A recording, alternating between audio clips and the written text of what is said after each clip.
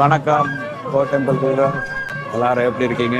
இறைவனோட அருளால நீங்க எல்லாரும் நலமா இருக்க நான் இறைவனை பிரார்த்திக்கிறேன்.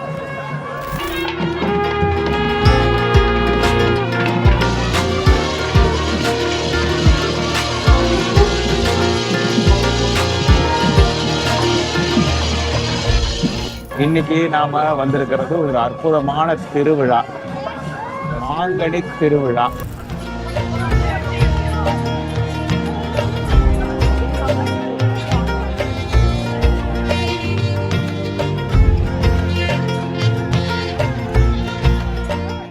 ரொம்ப வித்தியாசமா இருக்கு இல்லையா?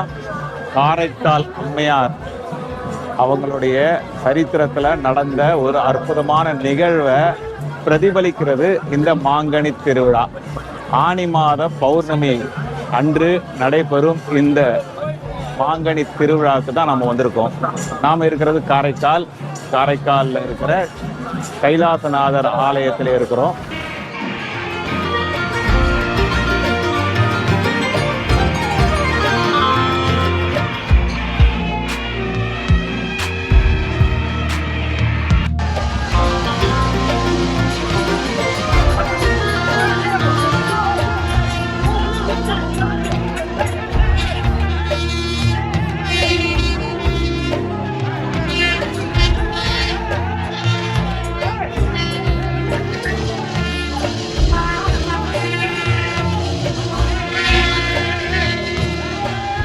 அங்கே அம்மையாருக்கு, காரைக்கால் அம்மையாருக்கும் சன்னதி உண்டு, கோயிலும் உண்டு.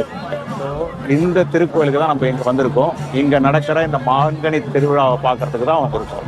இந்த மாங்கனி திருவிழாவில் என்ன நடக்குது, இதுக்கான வரலாறு என்ன, அதை பற்றியும் நம்ம பார்க்க போகிறோம். குழந்தைகள் இல்லாதவா அந்த மாம்பழத்தை வாங்கி சாப்பிட்டா குழந்தை பிறக்கிறதா ஐதீகம் சொல்கிறது. அதனால இந்த மாம்பழம் இறக்கிறேன்னு பிரார்த்தனை பண்ணிண்டா கண்டிப்பாக குழந்தைகள் இல்லாதவாளுக்கு இங்கே குழந்தை பிறக்கிறதா ஒரு ஐதீகமானது கூறப்படுகின்றது. கல்யாணம் ஆகாத தம்பதியினர்கள் தரிசனம் பண்ணால் அடுத்த வருஷத்துக்குள்ளே கல்யாணம் ஆகிறதா ஒரு ஐதீகம் கூறப்படுகின்றது.